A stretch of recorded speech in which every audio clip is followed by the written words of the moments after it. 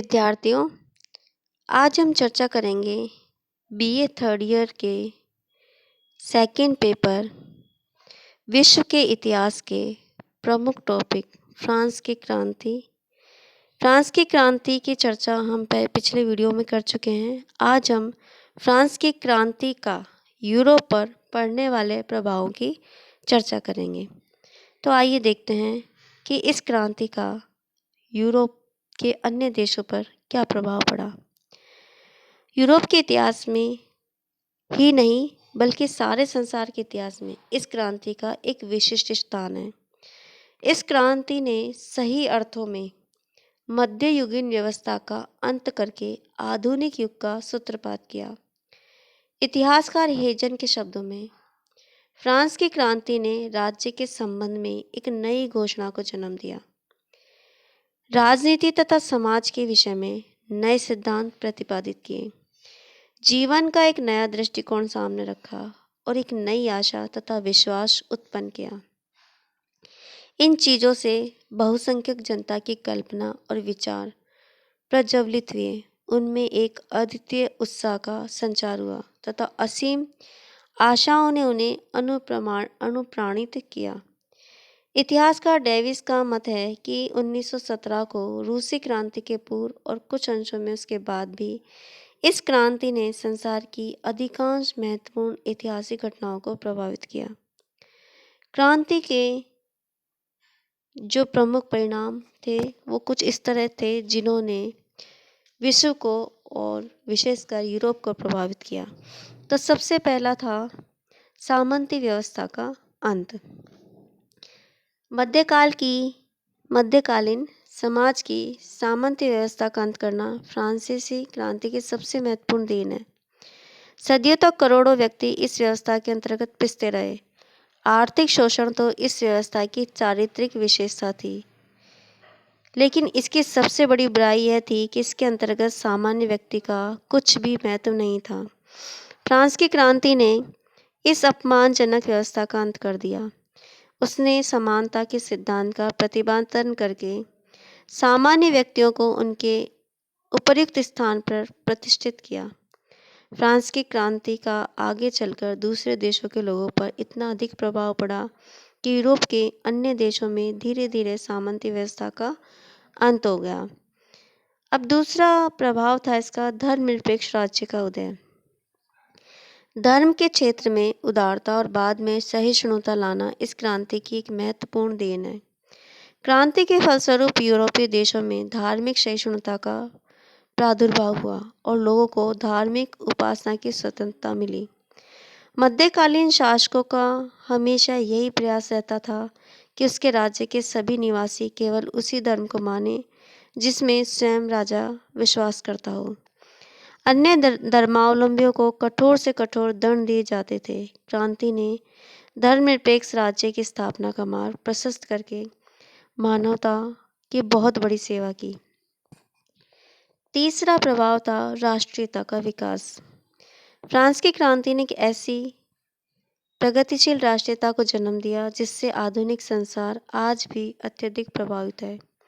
नागरिकों के हृदय में अपने देश की सुरक्षा के लिए राष्ट्रीयता की यह भावना केवल फ्रांस तक ही सीमित नहीं रही। जैसे जैसे क्रांति का विस्तार होता गया वैसे वैसे यूरोप के अन्य देश भी इस भावना से प्रभावित और प्रेरित होने लगे।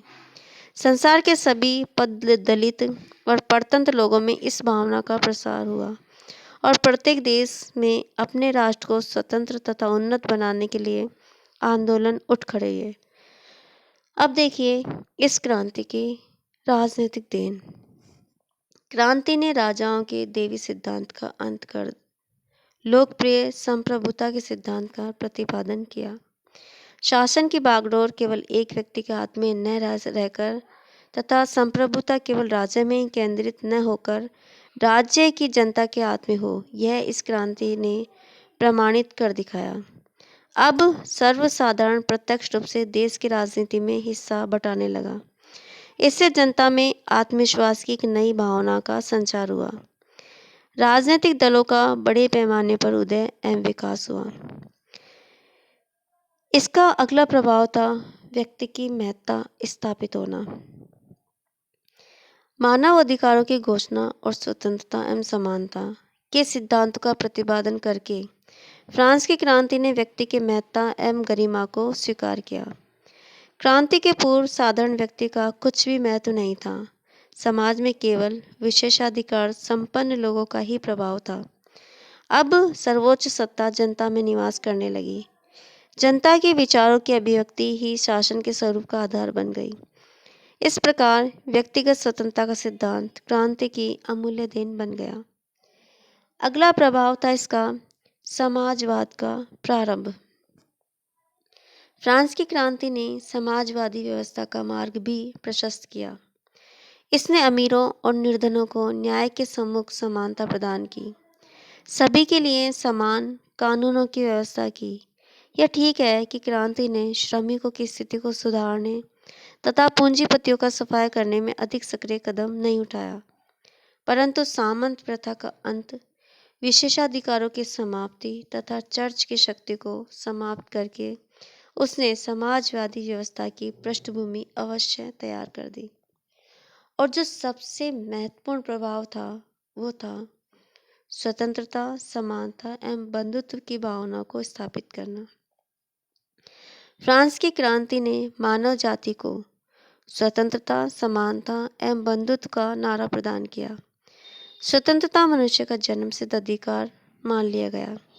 राजनीतिक, आर्थिक, सामाजिक तथा धार्मिक दृष्टि से प्रत्येक नागरिक को पूर्ण स्वतंत्रता का अधिकार दिया गया। इसी प्रकार भाषण, लेखन, प्रेस तथा जान माल की सुरक्षा आदि के अधिकार दिए गए। जीवन के सभी दृष्टिकोणों से मानव को समानता के समान अधिकार दिए गए।